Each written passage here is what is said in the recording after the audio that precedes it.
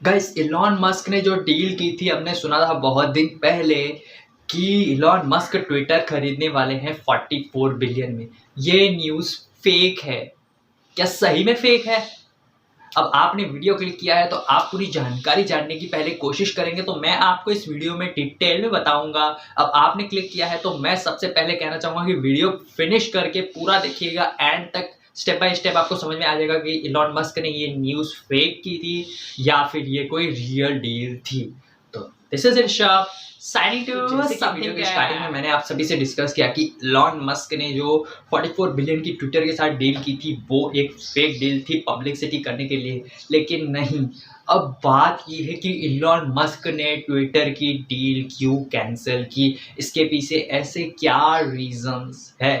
हम सबसे पहले बात करें तो ट्विटर को कहा था एलॉन मस्क ने कि 44 बिलियन की डील जब उन्होंने की तो होल्ड पे रख दी थी आज से कुछ महीने पहले, लेकिन उसमें कुछ खामियां थी। ट्विटर को बदलना चाहते थे एलॉन मस्क।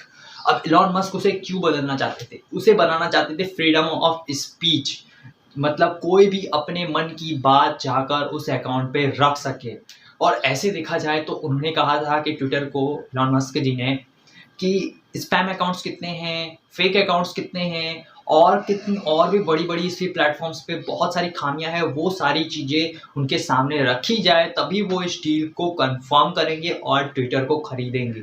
लेकिन ट्विटर ने ऐसा नहीं किया और लास्ट में जाके डील कैंसल हो गई। और ऐसी भी न्यूज़ निकल कर आ रही थी कि इलॉन मस्क सिर्फ और सिर्फ पब्लिसिटी करने के लिए ये डील किए थे, लेकिन ऐसी रियलिटी में कोई डील नहीं थी। और ऐसी भी बात की जा रही है क्योंकि वो बहुत सारी सुर्खियों बनने के लिए, न्यूज़ में बने रहने के लिए, ट्रेंड में बने रहने की कंट्रोवर्सीज करते रहते हैं, लेकिन ये बात फेक है। उन्होंने रियलिटी में ट्विटर के साथ डील की थी लेकिन होल्ड पे रख दी 44 बिलियन डॉलर की। उनके जो लॉयर है उन्होंने कहा कि इसमें बहुत सारी ऐसे माइनस पॉइंट्स तो है, लेकिन ट्विटर जो है अपनी सारी इंफॉर्मेशन एलॉन मस्क के साथ शो नहीं कर रहा है। इसके लिए एलॉन मस्क ने डील को कर दिया कैंसल कैंसल कैंसल। तो अब जो कि एलॉन मस्क ने इसको खरीदने से मना कर दिया, तो अब एलॉन साहब को देने होंगे कुछ रुपीस, मतलब डॉलर्स में। अब वो कुछ है जो उनको दे रहे हो सकते हैं $4 बिलियन, पता नहीं कितने कुछ डॉलर्स की अभी बात हुई है। तो उन्हें एज अ पेनल्टी उन्हें देना होगा जो रूल्स एंड रेगुलेशंस और लॉज हैं, उसके हिसाब से एलॉन साहब को ट्विटर को देना होगा डील कैंसिल करने के चलते। तो आपको क्या कहना है कि एलॉन मस्क ने जो डील की फिर बाद में उसे होल्ड पे रख के कैंसिल किया, क्या ये बात सही थी या गलत थी?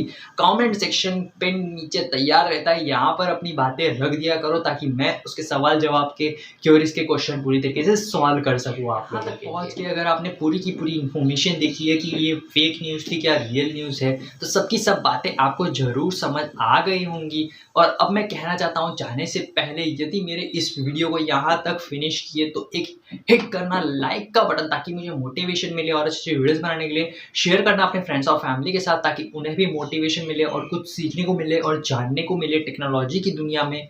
और कहना चाहता हूँ कि कमेंट सेक्शन के पिन में आप अपनी बातें ज़रूर रख देना। और मैं कहना चाहता हूँ कि यदि मेरे चैनल से अब विजिट कर चुके हो तो चैनल को सब्सक्राइब कर देना और बेल आइकन भी दबा देना।